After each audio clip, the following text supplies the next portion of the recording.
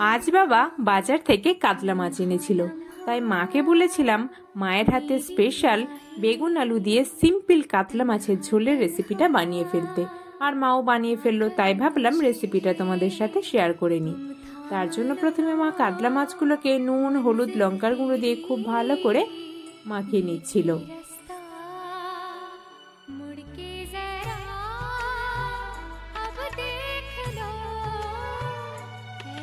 এরপরে কড়াইতে মা সর্ষের তেল দিয়ে মাছগুলোকে ভেজে নিচ্ছিল।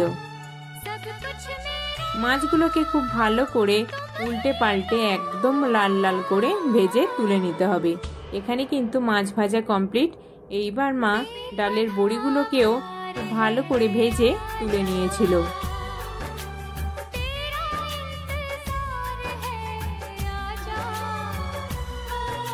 একে একে বেগুনগুলোকেও খুব ভালো করে ভেজে মা তুলে নিচ্ছিল। বেগুন ভাজা এখানে হয়ে গেছে, এবার এগুলোকে মা তুলে নিয়েছিল। এরপরে একইভাবে আলুগুলোকেও ওই তেলে খুব ভালো করে ভেজে তুলে নিয়েছিল।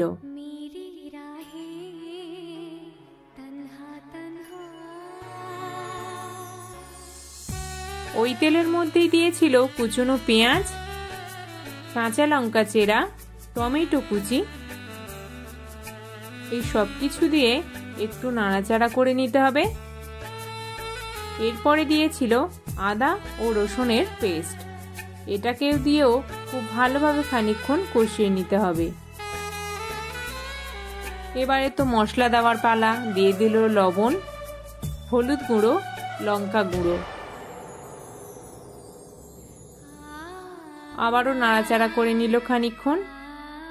এরপরে সামান্য পরিমাণে জল দিয়ে এটাকে একটু কষিয়ে নিয়েছিল। তারপরে এটা থেকে তেল ছাড়তে শুরু করলে আগে থেকে ভেজে রাখা আলু ও বেগুনগুলোকে দিয়ে দিতে হবে।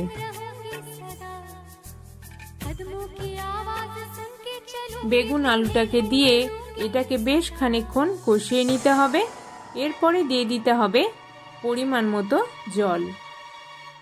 জল দিয়ে এটাকে ঢাকনা দিয়ে বেশ খানিকক্ষণ সিদ্ধ হতে দিতে হবে।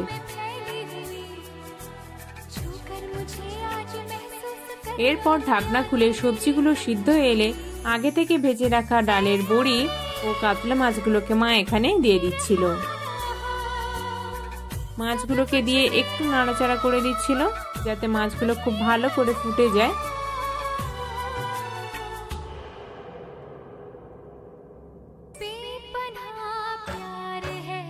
এখানে মাছগুলো কিন্তু বেশ ভালোভাবেই ফুটে এসেছিল।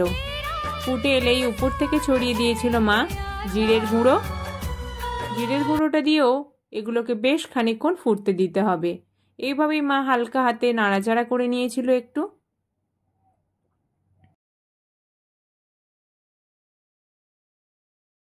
ব্যাস, এরপর ফুটে এলেই বড়ি, বেগুন আলু দিয়ে কাতলা মাছের ঝোলের রেসিপি কিন্তু আমাদের একদম তৈরি।